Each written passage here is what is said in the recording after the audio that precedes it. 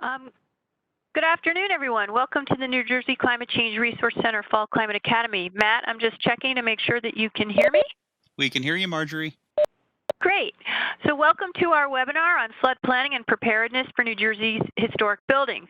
My name is Marjorie Kaplan. I'm both Associate Director of the Rutgers Climate Institute, and along with my colleague Jean Herb of the Blaustein School of Planning and Public Policy, I co-direct the New Jersey Climate Change Resource Center. A few logistics before we start. Today's webinar will last until 1:30. Other than today's presenters and our Rutgers team, you're all muted. So to communicate with us, please type your questions into the chat box. And to find the chat box, look at the bottom of the screen and you'll see a little bubble that says chat. And if you click on that, you can send us your questions and comments. Please send your notes to all panelists, as that ensures all of us who are working behind the scenes can see your questions. We welcome your thoughts and your questions. And I want to let you know we're recording today's webinar, and it will be available on the New Jersey Climate Change Resource Center website, which we'll put into the chat box as well. I also want to note the continuing education credit is available through the Association of State Floodplain Management. That's 1 credit, and 1.5 certification maintenance credits are available through the American Planning Association. We're very pleased to present today's webinar by Kenny Clark and Dominique Hawkins. This is the second in a 3-part series on climate change and historic preservation for New Jersey. You can find the first webinar by Kenny and Dominique, which they gave during our Summer Climate Academy, on our website. A little bit about our speakers. Kenny Clark's a GIS specialist with the New Jersey State Historic Preservation Office, coordinating cultural resources, GIS development, and other information management initiatives. Since Hurricane Sandy, Kenny's been actively involved with a variety of resiliency, disaster planning, and climate change initiatives for cultural resources, such as the New Jersey Cultural Alliance for Response and statewide hazard mitigation planning. Kenny received his Master's of Historic Preservation from the University of Georgia. And Dominique Hawkins is a principal with Preservation Design Partnership, a planning and design practice focusing on nationally significant historic sites and buildings. She's nationally recognized for her pioneering work in developing design guidelines for historic communities and districts throughout the country, as well as elevation design guidelines for historic properties and flood mitigation guides for historic properties, including New Jersey. Dominique holds a Master of Science in Historic Preservation and a Master of Architecture, both from the University of Pennsylvania. It's now my pleasure to invite Kenny Clark to turn on his camera and microphone.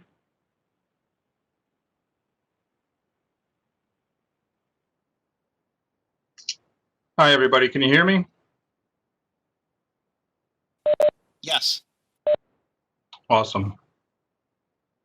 Thanks, Marjorie.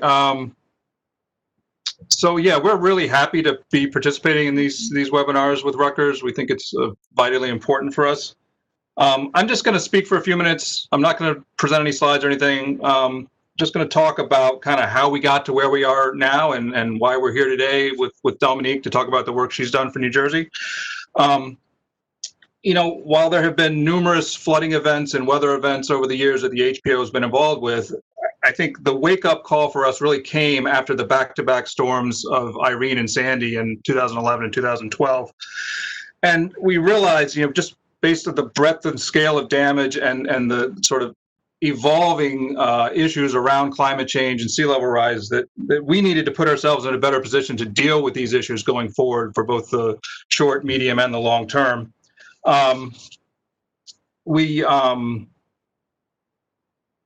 We recognize that there are a number of hard decisions that are going to have to be made around the environmental changes that are caused by sea level rise and climate change. And while that was our goal right off the bat, it took about 5 years for us to sort of get out from under all the work that we had to do to deal with the recovery effort for Sandy, particularly.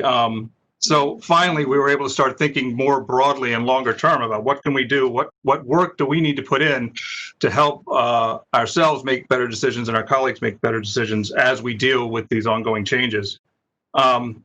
So far, we've worked on developing better context for the maritime history of the state. And all of these are very much works in progress. We have a lot of work to do on a lot of different issues, but we did try to get started on a couple things. So maritime context was initiated. We still have some work to do there, but we think that's going to be an important resource for us going forward. we started a survey. We recognize that there are many, many places in the state that have not been well surveyed for cultural resources. And in places, in fact, that cultural resources have been existed and are now gone because of these issues, environmental changes, that we never even knew about. So we started a survey project down in the Bayshore region of Cumberland County, which is really our least well surveyed area in the state. And that project is ongoing. We have compiled a lot of interesting information there. We're trying to put that into a usable report format to get that out to the constituency, to Cumberland County, to the local planners there. And then the work that we're talking about today that Dominique's going to take you through is the Flood Mitigation Handbook and our elevation design guidelines. You know, we saw so much elevation work happen after Sandy and so many varying responses to flood mitigation and adaptation that we felt like we just needed some better documentation and guidance for the citizens of the state about how to integrate some of these things into their planning, and for our colleagues in floodplain management, emergency management, and others to understand sort of how preservation kind of fits into this picture. The work is far from done.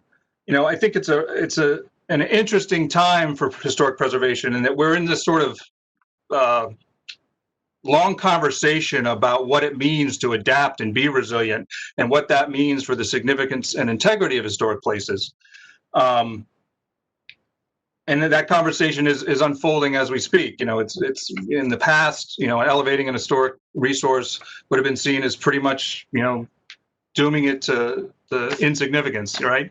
But I think today we look at it a little more broadly. We really try to think about the long term of what adaptation means and what it does to significance and integrity of a resource.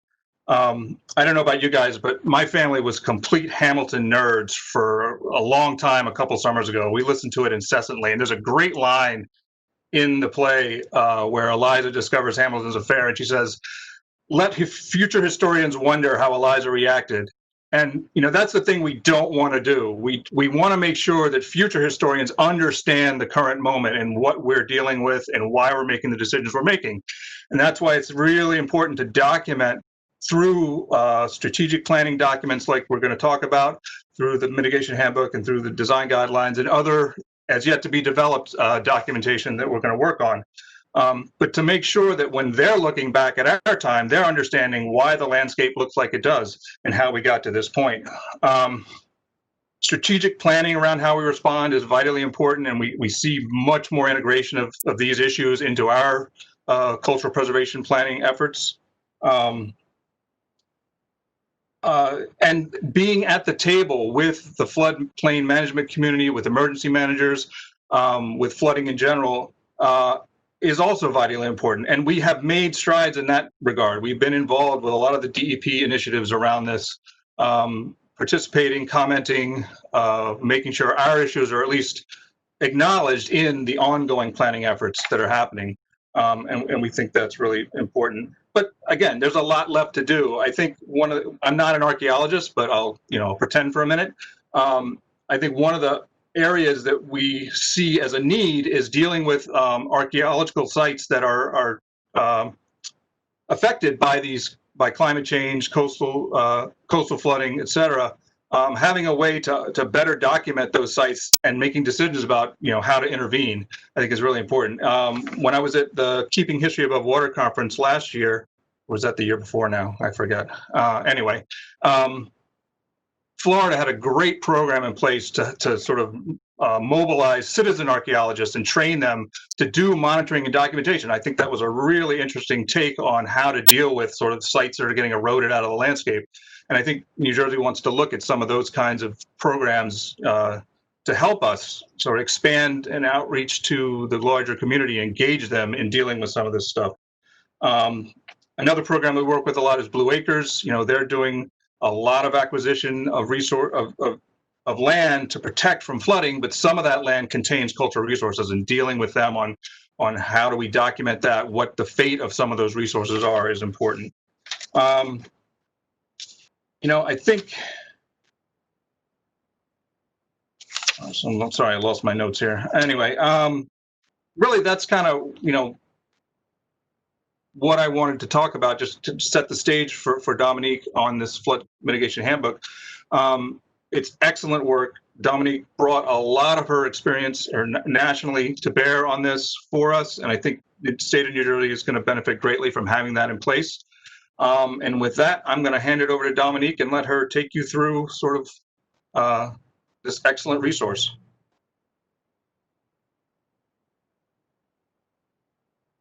Thank you, Kenny. So to share my screen.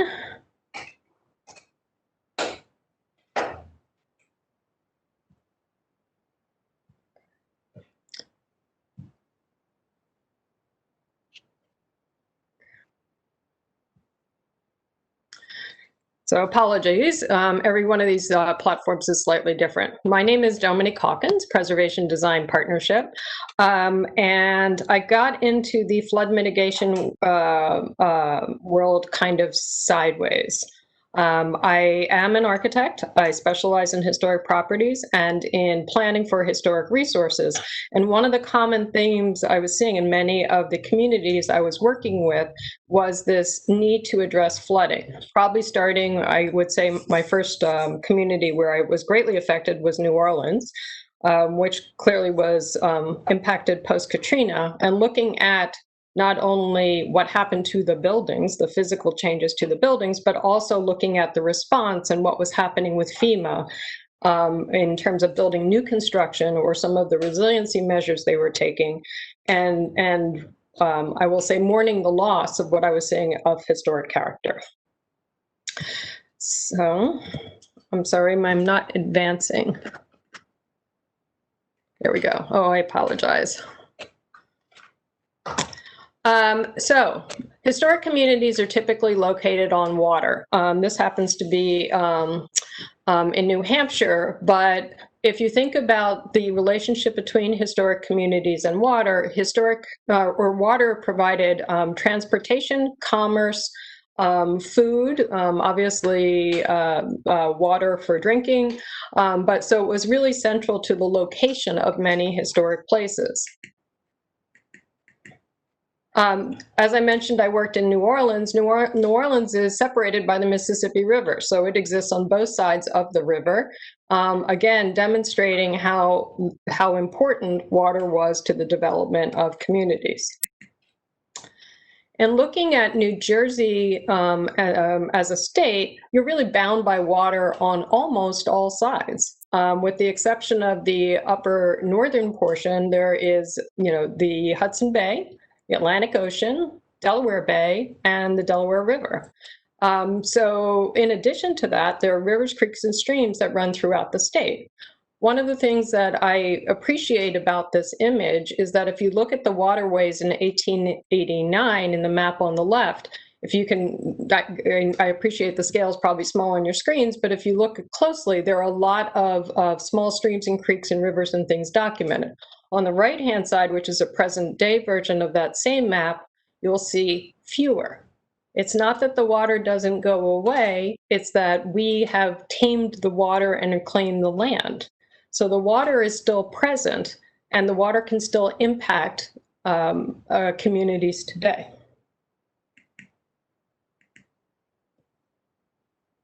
So I'm going to delve into a world that probably few preservationists have dealt with, but many planners have dealt with, and that's the emergency management cycle and hazard mitigation planning. FEMA, the Federal Emergency Management Agency, has developed the emergency management cycle as a way to address emergency preparedness in communities. There are 4 aspects to the emergency management cycle. There's the preparedness, the response, recovery, and mitigation. Every 5 years, communities need to prepare a hazard mitigation plan to comply with FEMA's emergency management requirements. And looking at these requirements for historic properties, I will say, tweaked the language to see how historic properties can fit in. So for the planning and preparedness, we're really identifying historic properties, their flood risk, establishing preservation priorities, and preparing an emergency response plan. So the state of New Jersey, every 5 years, updates its hazard mitigation plans. The hazard mitigation plan, in addition to flooding, also includes wind, terrorist attacks, fires, all sorts of threats that have nothing to do with flooding, but flooding is a component of it. So the people who prepare these documents at the state level actually rely on information from local communities in that preparation.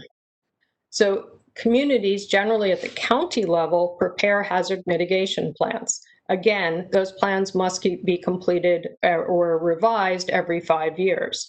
So this example is from 2015. The current one is under approval by Fema. These are prepared by a team. It's not an individual, and often these will include a consultant who will assist in that preparation. They establish community goals for hazard mitigation, including all forms of potential hazards, and these are used to inform the state plan. So what each of the counties puts in their plan as a recommendation can then be adopted by the state, which can then include it in its plan. So why is it important to have these plans and goals in these documents? Because if you include preservation as part of these plans goals, they are potentially fundable by Fema. So things like the surveys that Kinney was discussing in terms of understanding where your historic resources are and their flood vulnerability or risk can be something for which Fema will provide funds to address in a local community. First, it must get into the local or the county hazard mitigation plan, and then it must be adopted or included in the state as well. So it's important for preservationists to have the seat at the table if you're going to be able to take advantage of this process or this funding opportunity. In addition to that, it also prioritizes preservation as part of the emergency management planning for a community.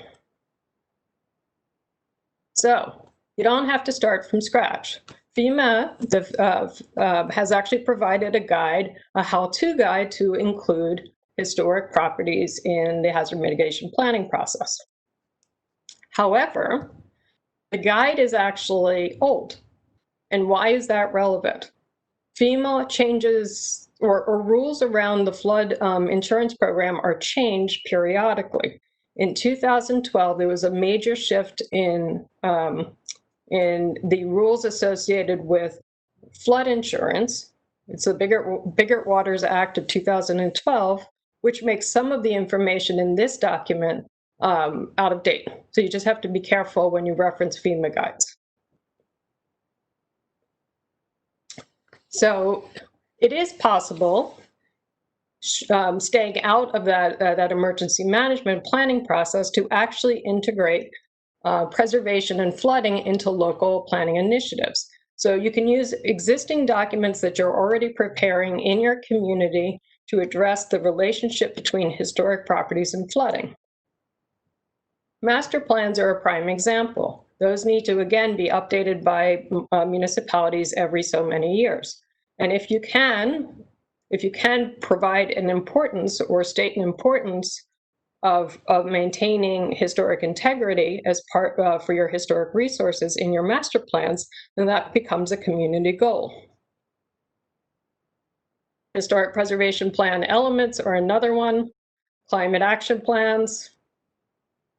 So one of the important things in looking at flooding is understanding where your risks are. So flood risk can be a few different things. Persistent flooding is also known as nuisance flooding. So it's the flooding that floods a roadway that you might have to drive around. Coastal flooding is usually storm. And storm also is accompanied by high winds. So if you have a storm during a high tide event, that storm is worse. So you've combined persistent flooding or nuisance flooding with coastal flooding. There's also ice jams, riverine flooding, which is about rivers, and there's just general rain and precipitation. So persistent flooding. So this is Annapolis. The inner harbor of Annapolis floods regularly, and when it's a full moon, people know that you're not going to be able to get around downtown so easily. This photo is from Hurricane Sandy. So the coastal flooding pushed the sand towards the homes. It also ripped some porches off and, did some pretty significant damage. Ice jam. So this is the Delaware River. So as the ice builds up, the ice can actually pile up under bridges and other obstructions. And keep in mind, floodwater isn't clean, so it's including, tree branches, building debris, garbage, whatever it is. So all of this material backs up under overpasses like bridges, and you can get flooding behind it. So it basically acts like a dam, and then causes flooding upstream. There's also riverine flooding. This is Manayunk in Philadelphia. And although this photo looks a little green, all of that landscape to the left is actually sort of streets and buildings. It's a very dense row house community. So the deck, pay attention to the deck, is about 18 to 20 feet above the ground. This past August, that's the same deck. So the river rose that much, and notice the clear sunny day. And then there's also, lakes can also flood. So, and the more we impact our landscape in terms of building on our landscape and preventing stormwater from absorbing into the land, the greater the increased chances that we will have flooding. So in addition to that, we are particularly challenged, or we have a new awareness, I will say, of climate change. One of the manifestations of climate change is sea level rise. So I don't want to get into the science of what that means, but I will just say that the sea levels are rising across the globe. The other is that the land in some location is also falling.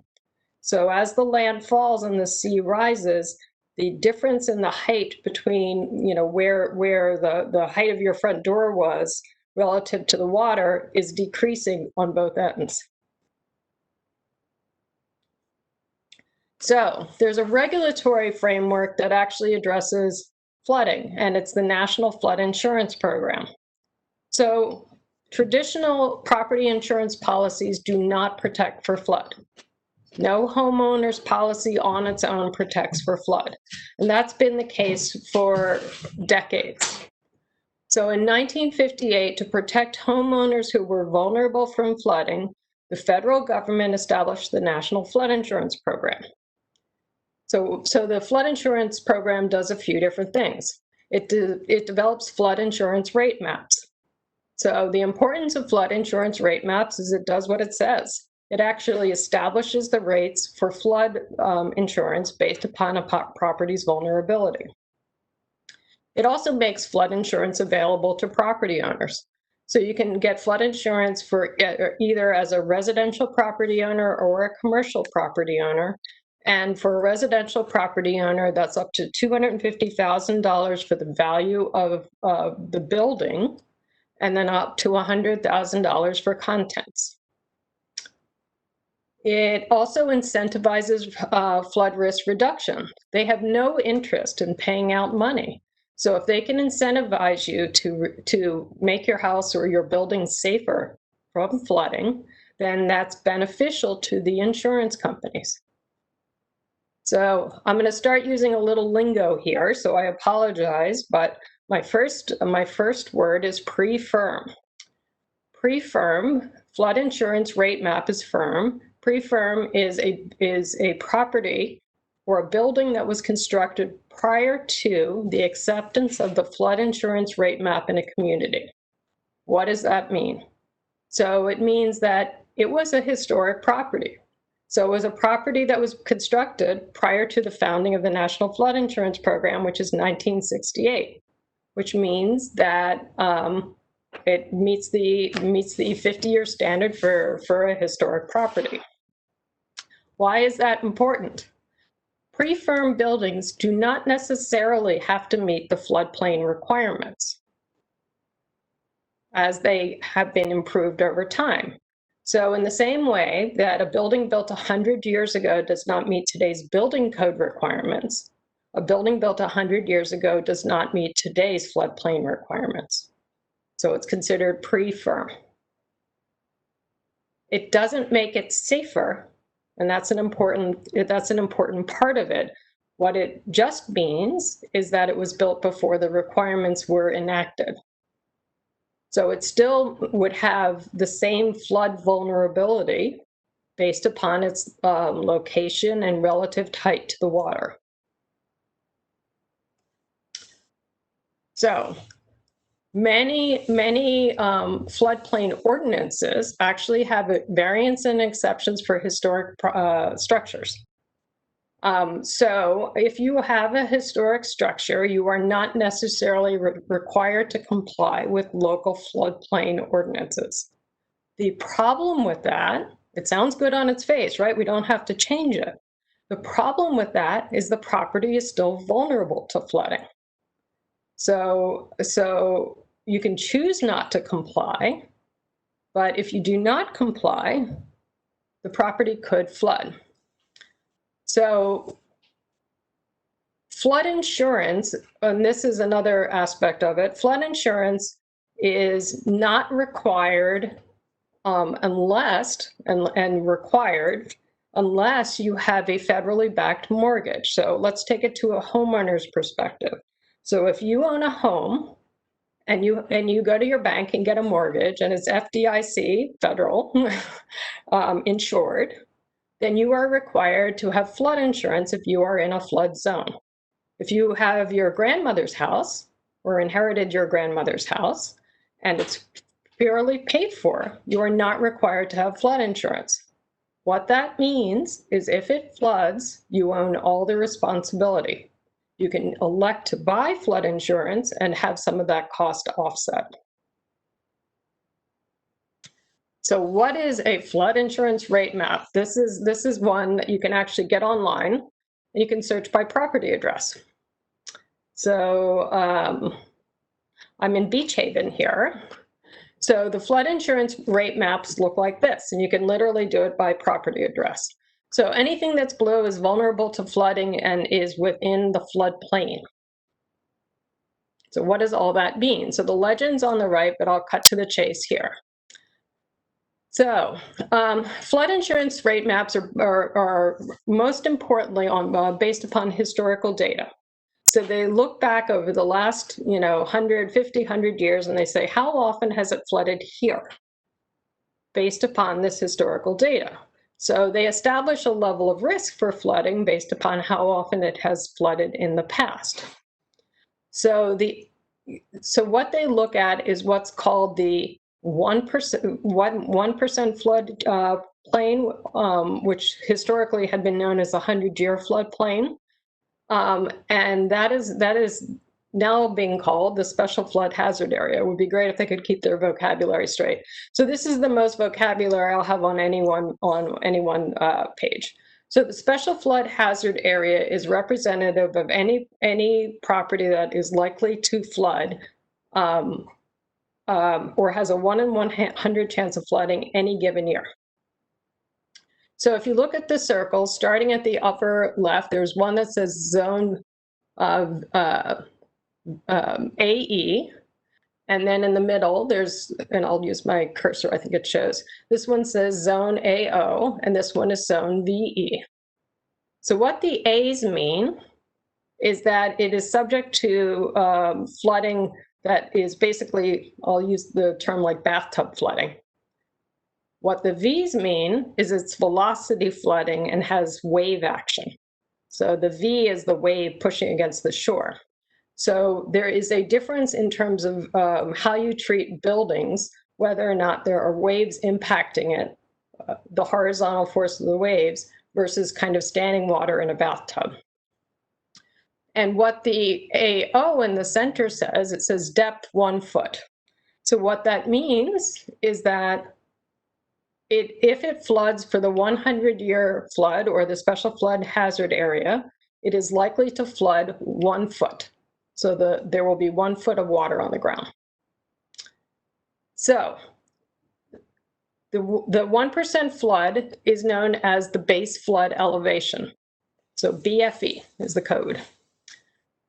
Some communities, in order to protect the properties and understanding that there is climate change, actually impose an additional elevation height on that base flood so that they can look towards the future versus just in the past historical data.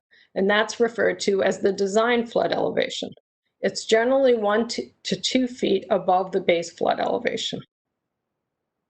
So what that difference is, what that 1 to 2 feet is called freeboard. So freeboard is the additional height of protection. So one of the key things about the floodplain management is that it's all administered locally. So all of this happens within a local municipality or local government.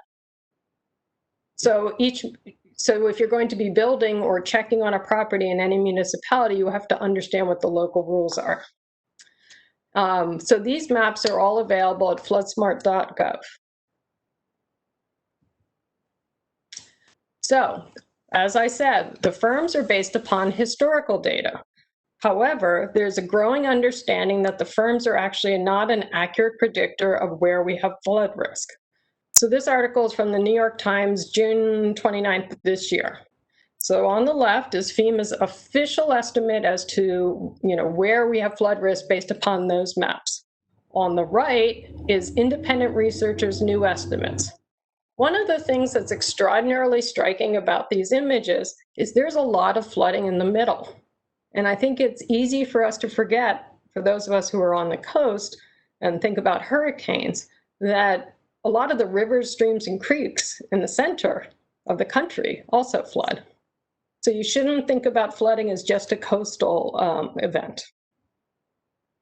The other thing that this article points out, and I would be remiss if I did not state, is that flooding tends to impact marginalized communities and lower income communities much greater than it does those with more means.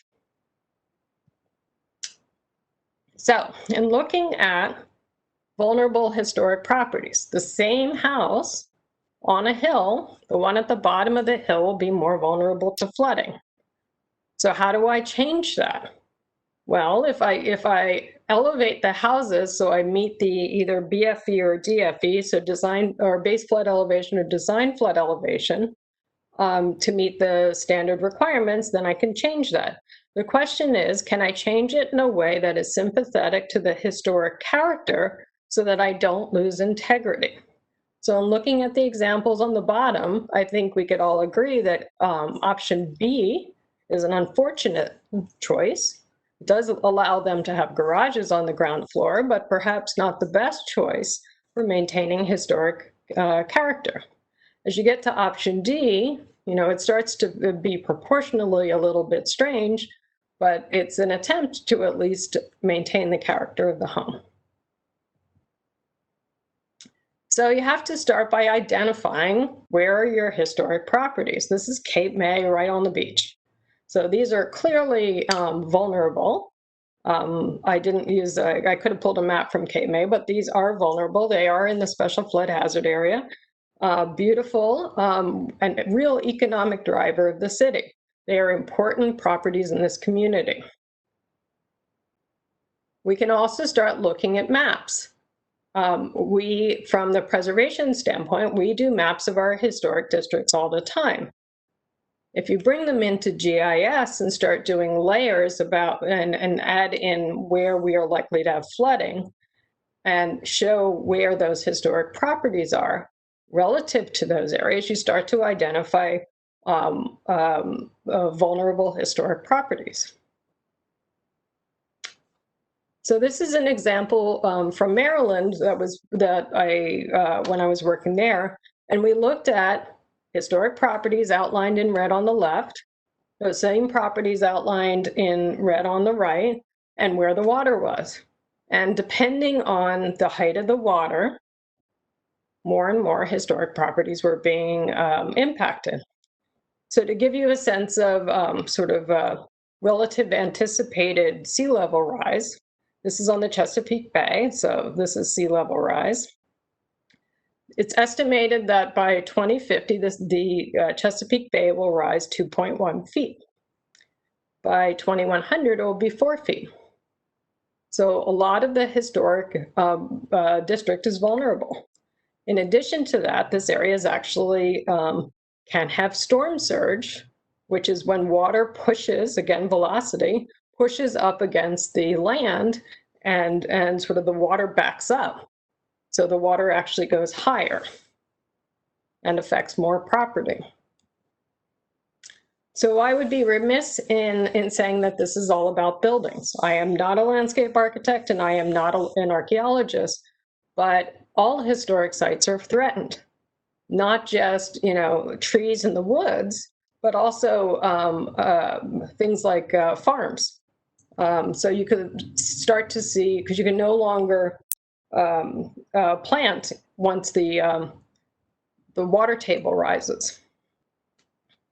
So in addition to what Kinney was talking about, which was St. Augustine's archaeological program, which is really a model for multiple municipalities, it's fantastic. I did the master plan for St. Augustine. I'm currently doing a flood mitigation guide for them. There's also the state of Maryland has also recently published a flood mitigation guide for archaeological properties. So that's another one to look at through the Maryland Historic Trust. So one of the things in thinking about climate change is really establishing a timeline for how long you want to protect properties. You can certainly elevate a property, a building 15 feet in the air and feel like you have a degree of confidence. But as a community, if you don't establish a timeline for how long you're going to have all of the systems and the infrastructure, the community protected, it kind of doesn't matter how tall your house is. So in the last, looking at this I think really clean graphic from sealevelrise.org. This is actually for the state of Delaware, but for 35 years it took there was 6 inches of sea level rise. They anticipated that with the acceleration of climate change, they would get the same amount of rise in 14 years. So this is an accelerating process, and it's hard to actually pinpoint what these numbers are. So there is an economic impact for hazard mitigation planning consideration as well. So if you think back to those lovely houses at Cape May, if a lot of the historic district got blown away, then that would really impact the visitation and the people wanting to stay and live and property values, et cetera. So FEMA has actually has a good tool for predicting the value of properties that could be impacted by different hazards such as flooding. And there's a website that you can interact with to figure out property values in your community. One of the challenges with this site, however, is they don't actually include the value, the added value for historic properties versus new construction. So they won't think about the beautifully molded woodwork and trim and beautiful gingerbread brackets, et cetera. They'll give you the sort of stock price. So use those values with a degree of caution.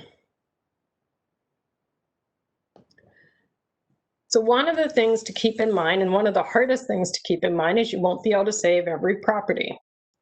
And it's going to be required for the community to really establish goals and priorities to what they want to save and what they can save. The only way to do this is to have a real conversation with the public, because what you're asking of them is to make choices for the long term of what they want their community to be. A property that is structurally unsound is hard to mitigate for flooding under any circumstances. And there has to be a certain investment in a property to make it more flood resilient. And whether or not that owner wants to take on that investment or the community wants to take on the street or the stormwater management plant or whatever it might be, is something that requires a lot of deliberation and time for planning. So there's also another program through the National Flood Insurance Program, or another tool through the National Flood Insurance Program called the Community Rating System. The community rating system is great for flooding, is not always so great for historic properties. As I previously mentioned, FEMA at the Flood Insurance, National Flood Insurance Program wants to minimize the amount of flood risk. So they encourage property owners and communities to actually have more stringent regulation than it is the minimum required to participate in the National Flood Insurance Program. And if you have more stringent requirements, the community can pass on to its residents reduced flood insurance premiums. So it's really enticing to get reduced premiums, but some communities put high burdens on property owners to be compliant with certain programs. So as I mentioned, or policies. So as I mentioned, freeboard is usually 1 to 2 feet in height. So some communities might say, well, maybe we have to make all properties 3 feet in height, because we'll get points on the community rating system, and then everyone gets discounts on their flood insurance program. The other is, we want all properties to be compliant with today's flood insurance requirements. Well, pre-firm buildings, those buildings built prior to the acceptance of the flood insurance rate maps, which are the historic buildings, have to be compliant with our current floodplain regulations. So what that can mean is that you may have to elevate a house, because to be compliant with today's floodplain regulations, you can't have any habitable space within the current floodplain levels. So each community, again, makes these decisions on their own. So it's important to understand what's going on in a specific municipality to understand where the rules are and how you can get preservation into that conversation. Because it may not be worthwhile for the community to accept these higher standards if it loses what it considers to be valuable historic integrity. So the next part of the hazard mitigation cycle is actually response, but I have combined, for the purposes of thinking about preservation, response and recovery. Response is really about life safety. It's about getting people to a place where they are safe as quickly as possible and starting to assess damage. So it's about evacuating people, getting them housing, etc. There's very little room for preservation in that. However, once you get to recovery, preservation, it's really important to be ready to actually address historic resources right out of the gate. Some buildings will be past being able to be saved. However, some will need stabilization right away. So this is Ellicott City, Maryland, which anyone who follows flooding has probably heard about this one. So in 2016, Ellicott City had what's known as a 1,000-year flood. That's a 0.01% flood. So the 100,000-year flood, actually, I think I got my math wrong, but the 100,000-year flood is a flood that would occur once every 100,000 years. They had it in 2016. Then they had another one in 2018. So 2 years apart, they had a flood that devastated their main street. So as a result of the flooding, they took a really hard look at their main street. And the main street was, one of those wonderful places to go on a weekend and have brunch and go shopping and, see your neighbors, and everyone knew everybody, and the stores and restaurants had been there forever. Really a great community. once they realized their level of vulnerability and the circumstances that were impacting their flood risk, they made the hard choice to demolish certain buildings along Main Street to provide a way for the water to go. And I don't recall the final number, so I won't state it. But you know, they as a community, they made choices to improve the resilience of the overall community and for the long term.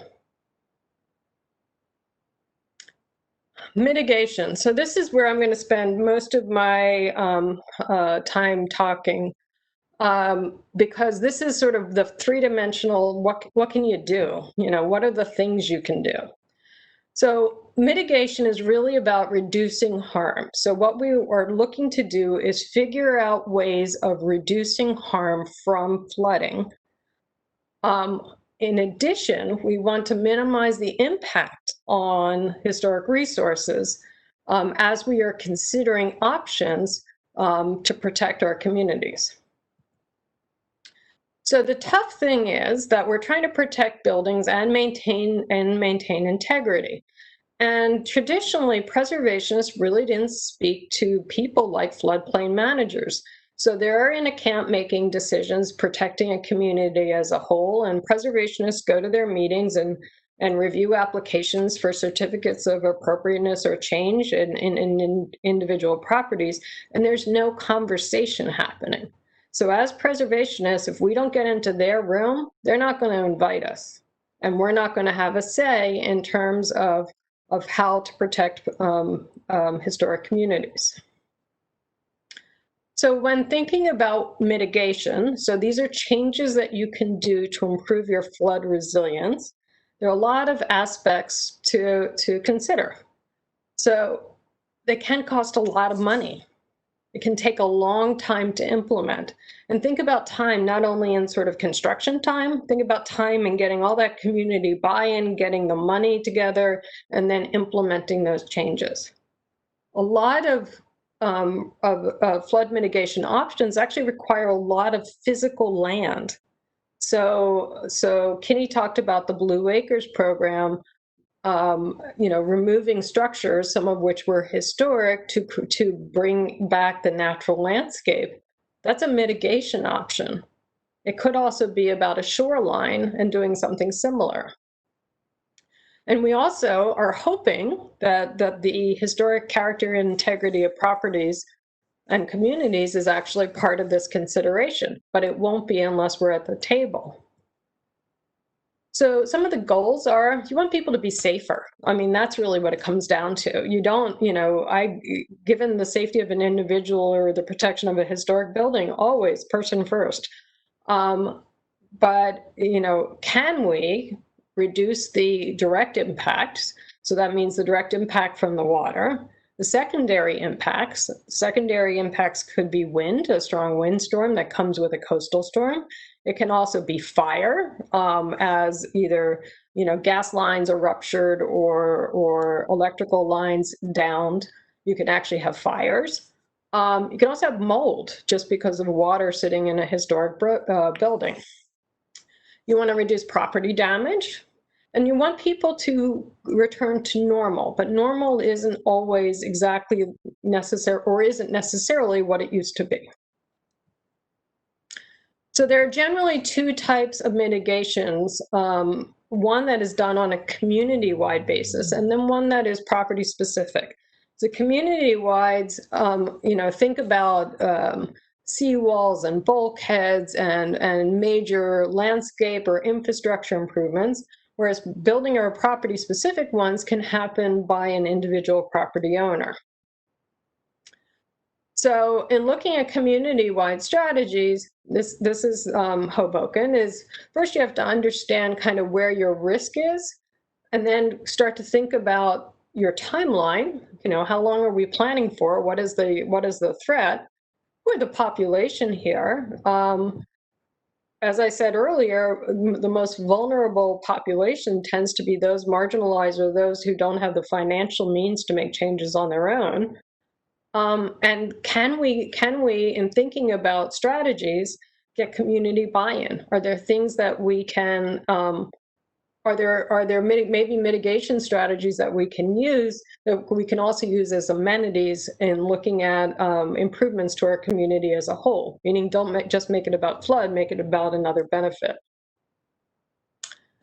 So the types of community mitigation strategies include shoreline. So think about, think about water edges. Think about moving water underground in terms of stormwater systems, et cetera. Utilities and infrastructure, and bridges and roadways. So these are all really high dollar items. So shoreline, so here's an example in St. Augustine. This is their seawall, is along the edge of the water there. Bulkheads, this is an armored or hard construction. Riprap, which is the big boulders, and what this prevents is when the waves are hitting the shore, it prevents the shore from being eaten away by the waves. However, it transfers it transfers that force of the waves to adjacent properties. So you have to think about this very holistically. So flood barriers. So this is actually a river along a river. Again, hard construction. Floodgates, lovely, aren't they? This is in Rotterdam. I don't see any of the. This is, this is an incredible engineering feat.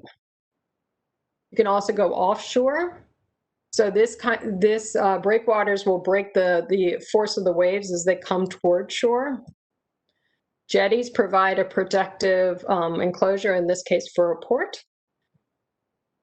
You can also reclaim wetlands, and while you're there, maybe make it put a path in it and make it a pleasant walking experience.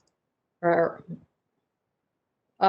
restore floodplains along the edges of communities in lieu of those hardened situations.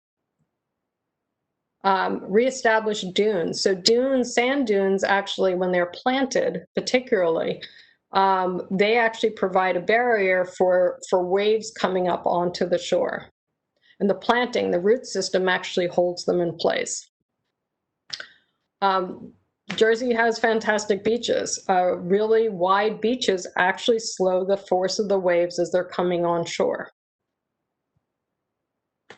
A lot of stormwater management in communities. So you can do things like drainage ditches. These are engineered, but you can literally just have a ditch on the side of the road. Have to maintain stormwater management systems. If the water's not flowing down and you have a flood, then clearly this is going to be a problem. There'll be nowhere for the water to go except to rise in the streets. Pumping stations, which again move water from a place we don't want it to somewhere we do, are great as long as you have secondary power sources and things to maintain them. And then there are all sorts of water storage, and this is clearly not a natural kidney-shaped pool of water, but there are means of storing water both underground and at the ground surface level, so that you are collecting water in a place where you want it to be. So this levee, which you see a bit of the asphalt in the lower right corner, is actually also used as a bike path. So again, let's bring an amenity into the community as we're talking about a flood mitigation method. Swells are dips in the landscape that can direct water again to where you want and allow the water, in this case, because it's landscape, to percolate down into the ground and not run off. And if you're in a city, you can actually use things like rain gardens at the end of parking areas to literally collect the water and then hopefully plant it with native plants, which provide a higher degree of absorption into the soil. So again, it's not running off. So another thing that we can do is improve our building code. This is a house that was devastated by Sandy. So by improving the building codes and making buildings stronger, from both wind and water, then you are actually improving the likelihood that they will be able to withstand those forces. Transportation is another issue. So as roads flood, we sort of learn to adapt and we drive around them. but thinking about whether or not if you lived at the end of that street, you'd be able to get home, even if your house itself was above the flood level, the floodwater level. If you can't get there, doesn't matter. I actually was on the street and a guy looked at me and says, but I just have to get to my apartment. And I said, you know, kind of, I don't know what to tell you, bud. You can try from the other way, but this is not looking good. Bridges and similar to the ice dams, you can get, I'll say, junk backing up under bridges, and lovely historic bridges don't necessarily have the same space as newer ones. And if we don't keep this kind of, bridge clean at the water level, the debris can back up and literally dam up and cause a flood upstream.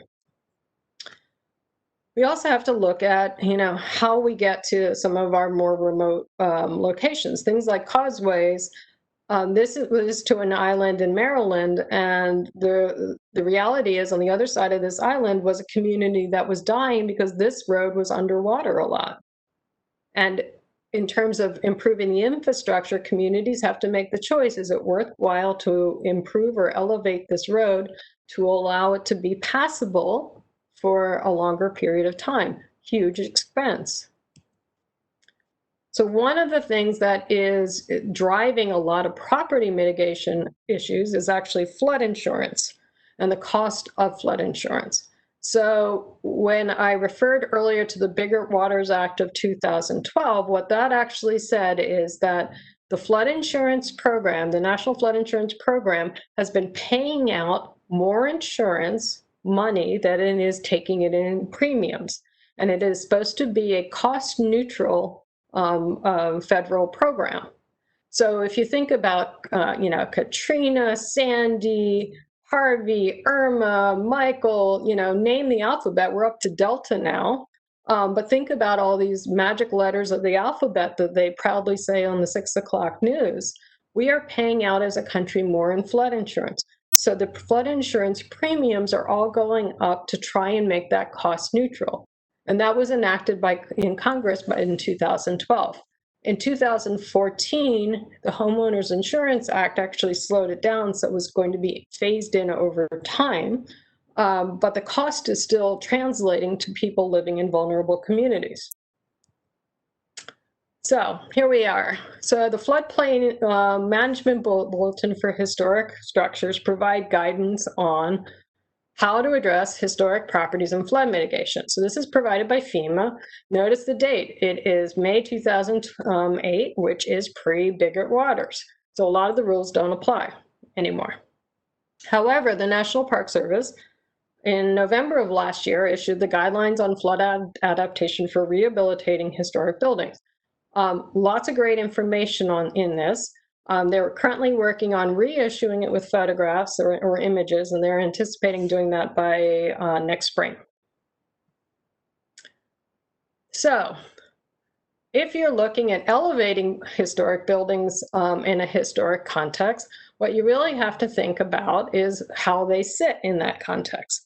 So the little cute historic house on the right is not meeting FEMA requirements. The ones on the left do. If you're a preservationist, you might have a problem with this. One of the things to think about is that every new building built in a historic district must comply with current floodplain requirements in that community.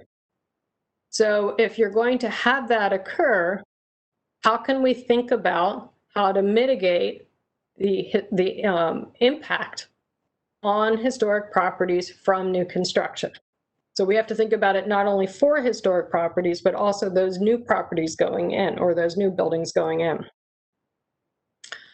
Building elevation. So we're going to do a separate talk on building elevation, but the short answer is once you get the building unhooked from all its systems and up off the ground, you've spent the money. So if you have to elevate it 3 feet to be flood safe, and you elevate it 8 feet to get 2 parking spaces underneath of it and some storage, most people will elect to go the 8 because it's a few extra, concrete blocks. Because once they get, between hooking up all the systems and doing all the stuff they have to do to the house, they've already spent the money. So from a preservation point of view, you want to think about how can you limit the height of the building and allow it to be raised enough that it will be safe, but not so much that it impacts historic integrity. Relocating buildings is something that, as Kenny mentioned, would have been perhaps frowned upon previously by under the Secretary of the Interior standards. In flood mitigation world, it's now, it's on the table again. So if we can save the building by relocating it, we still have to think about the standards in terms of being able to give it context, et cetera, so that it maintains integrity.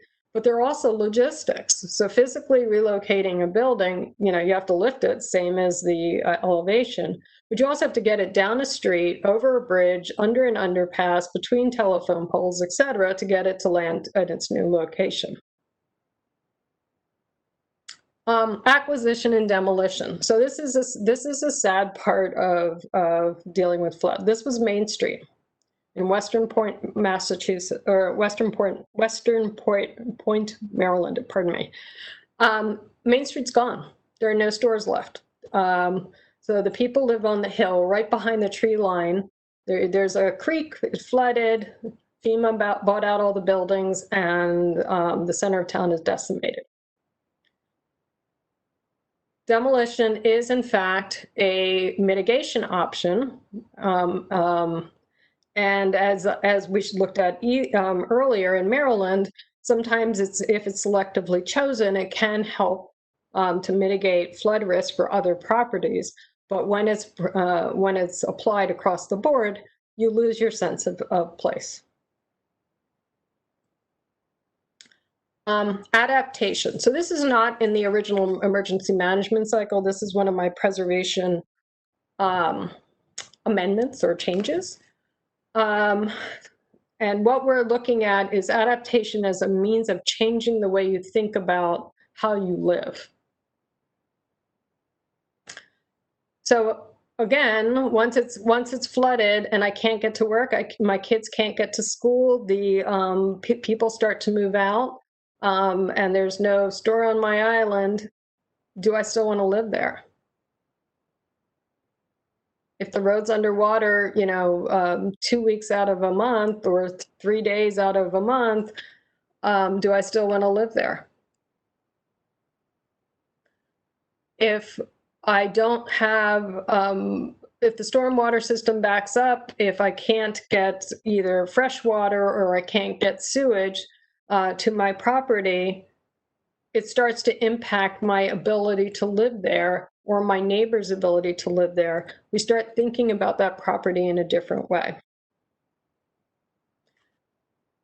So for us to feel comfortable as we've evolved over time, we need fresh water, we need sewage and electricity, as well as transportation to get to places. And as those become more and more impacted, places are becoming less and less habitable. So fresh water can come in two sources. You can pump it out of the ground, have your own well, or you can get it from a municipal source. So if you're pumping it out of the ground and that well water has been impacted by brackish water or has become brackish because of influx of seawater, then it's clearly not drinkable anymore. Fresh water from a pipe, if the community decides that you live down the end of the really, really, really long road, and for them to replace that pipe, it's not worth it as a community, then you may also have a problem. Sewage, similar issues in terms of ability to pump it out, but also septic systems can easily be compromised. Electricity is easier, and you can also think about doing things like solar panels on historic properties, which we may have not been as excited about in the past, but can facilitate recovery from flood events because you're independently powered. So think about fans and running tools, et cetera, to recover from a flood. Or even just things to keep your electricity, your refrigeration going. If you're a business, that could be key. We have also started to adapt our behavior. So if the road's underwater, we know not to drive there. If we shouldn't park there because it's flooded in the past, we start to not hopefully we start to heed those signs. So the building on the left is along a canal on the Potomac River. And it's actually a National Park Service site. And as you can see, it's at the bottom of a hill and it's lovely. On the right is a detailed photograph of the building.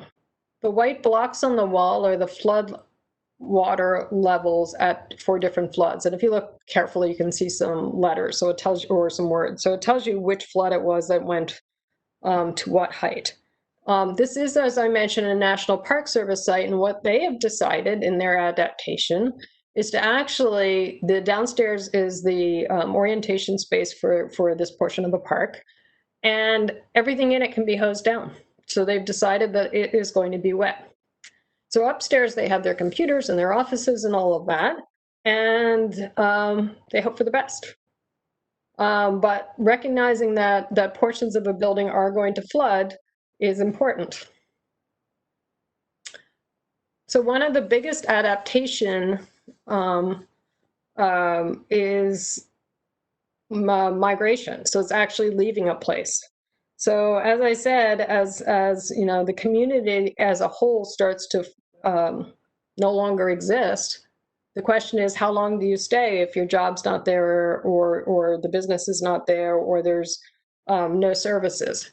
So in terms of migration, one of the things we're losing as preservationists is actually communities, or our sense of communities, or the history of that place. And one of the challenges we face with is how to deal with it.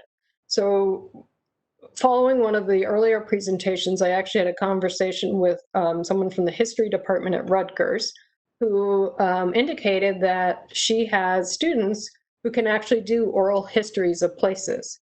And as we look at the Blue Acres program, which is this is an abandoned house in a landscaped area that is not going to be habited again, let's remove it.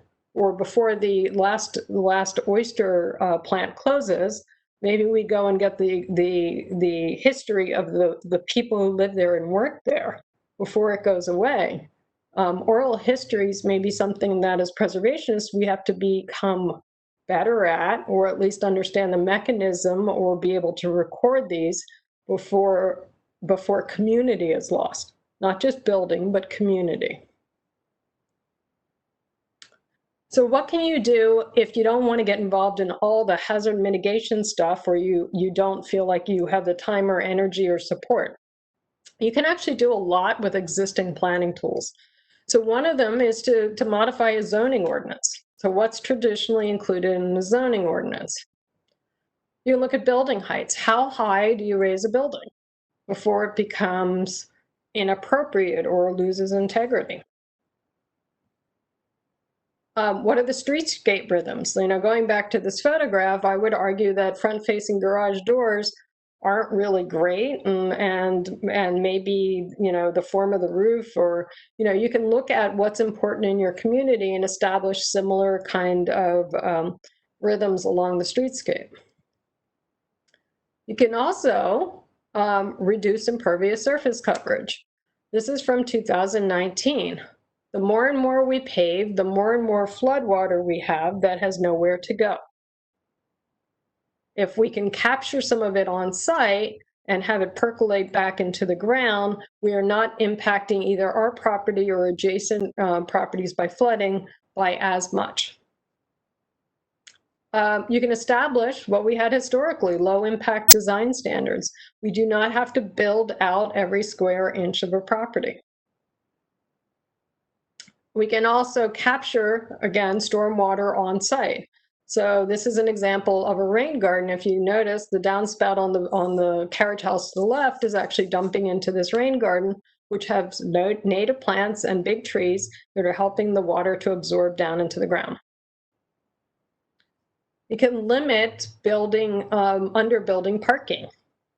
So a garage door is a pretty blank thing to walk past on a streetscape. whether it's on a historic building or a new building.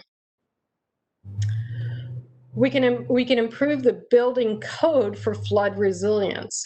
So making sure that not only the foundations are well designed, but the connections are tight and that the roof is held down to prevent wind uplift, etc., can improve the resilience of a historic building.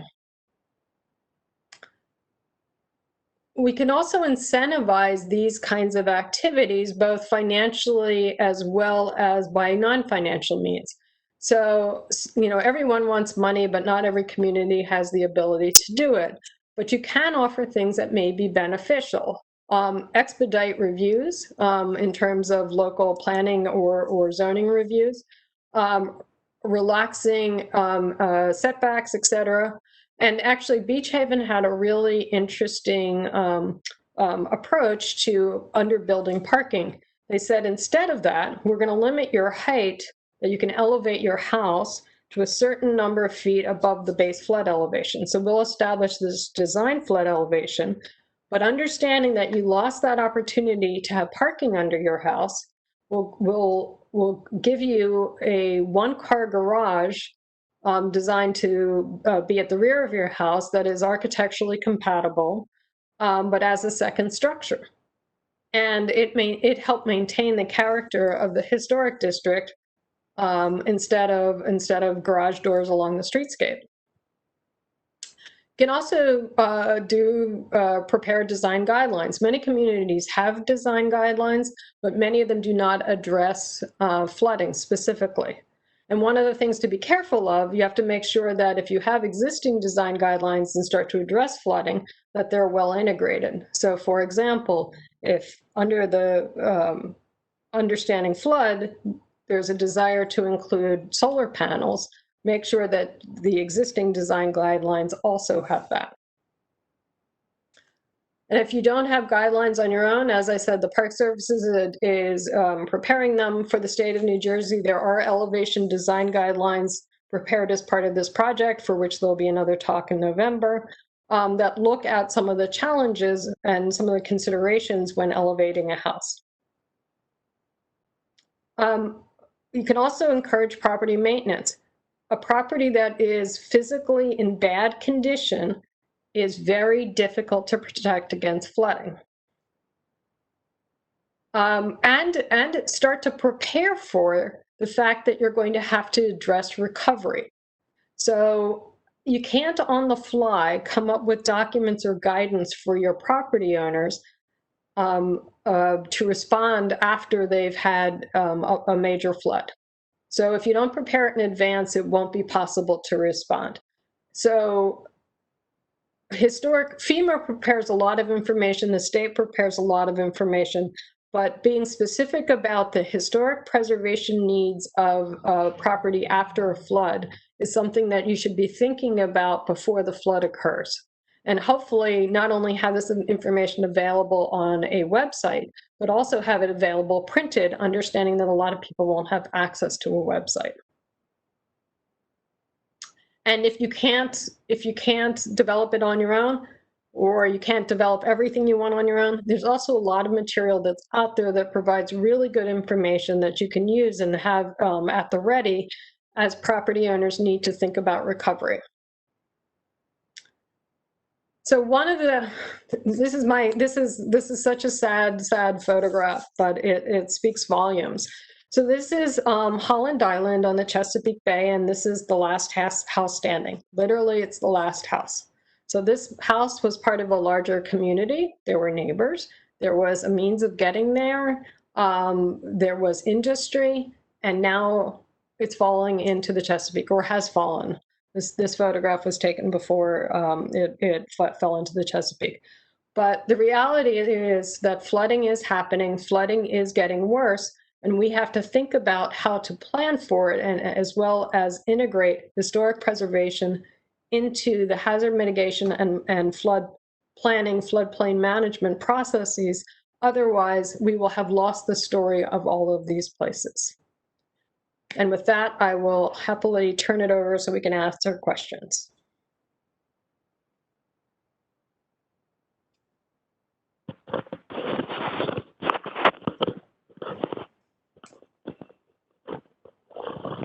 Thank you, Dominique and Kenny, both for your very informative presentations. So we have some time now to get to some questions that folks have been diligently typing into the chat box. And we still have more time if other folks want to add to that.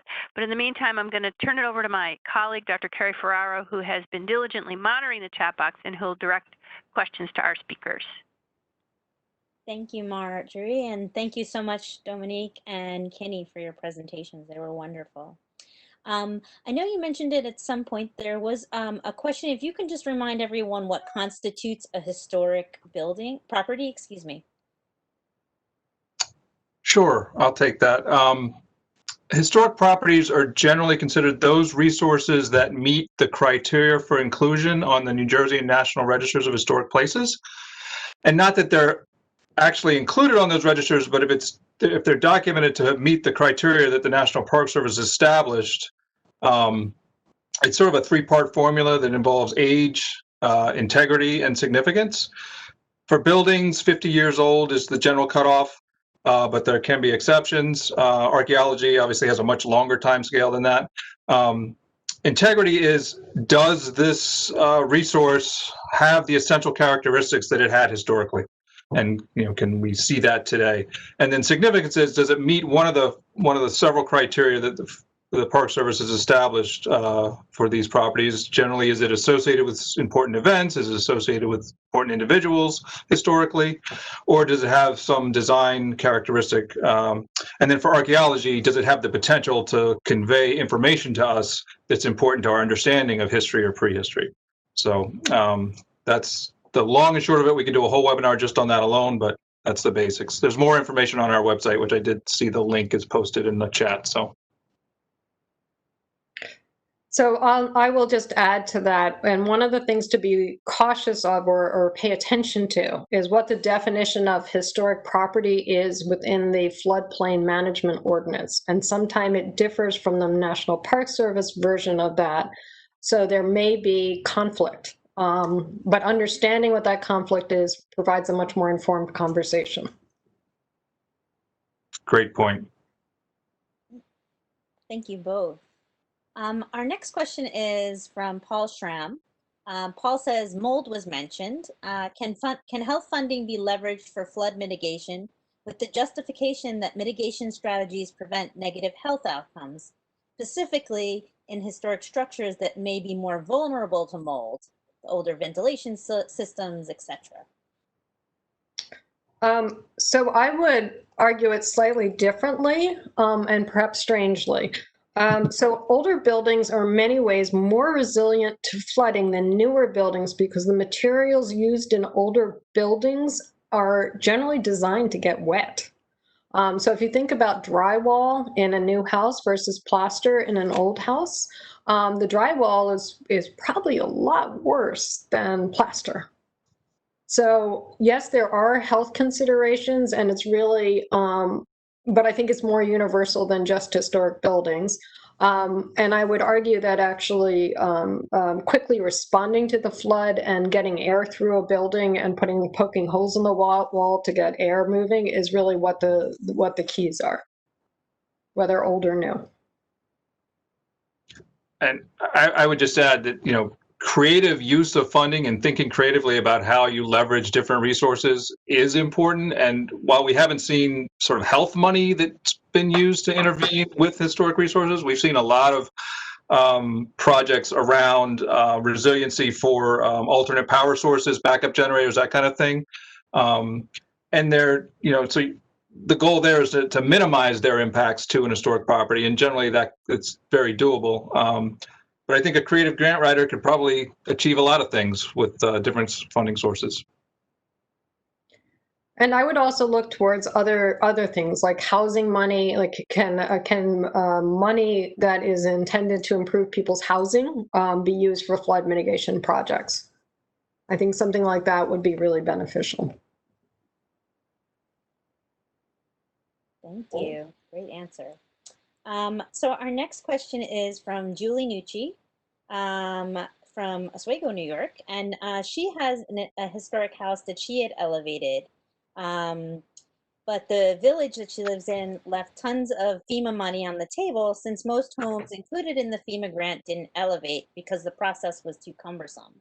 What advice do you have for small communities regarding how they can take better advantage of FEMA funding? I'm guessing that's me. So first of all, I think having information in place is really helpful. And again, the FEMA funding, I have no doubt, came in after the flood happened. So if the goals of the community were not established in that hazard mitigation plan in terms of being able to say, you know, we want to do survey or we want to help elevate houses, then it will be hard to spend that money. If you're in a historic community, having something like elevation design guidelines or flood mitigation guidelines specific to your community will also help you, because you'll be able to help property owners understand what it means to actually do that work. But also the floodplain manager needs to be involved in and provide information to property owners to say, this is what it's going to take. These are the steps you have to do. These are the, you know, these are the paperwork, you know, the milestones. This is what this process means. So there has to be a lot of cooperation and conversation to make sure all parties are on the same page. Yeah, I live in a flood-prone town that was hit by Irene in Cranford, New Jersey, and I think planning, and more planning about how this is going to unfold and all the ramifications around an elevation program are important. You know, in our town, a lot of the FEMA grant recipients who were planning to elevate hit up against the town zoning ordinance, which they would be above the height restriction. So it was a process to have to change the zoning ordinance to accommodate that and to allow exceptions for that. So having thought through a lot of this strategically up front is going to smooth the way for a lot of these projects to happen. Great, thank you both. So we had another question that said, health consideration for storm rain gardens and was regarding health considerations for storm rain gardens and bioswales. What steps can communities take to ensure that these do not become breeding grounds for mosquitoes, especially with increasing temperatures potentially leading to the expansion of the territory of mosquito species and leading potentially to other diseases? You have some insight on that. I have no idea. Yeah, I don't know that I can speak specifically to what techniques you might do to minimize that, but I think it raises an important point about the unintended or unrecognized long-term consequences that we're going to be dealing with that we can't even really foresee yet as the environmental changes happen and as the climate crisis wears on. So sure, I think you're gonna have to adapt your adaptation as time marches on.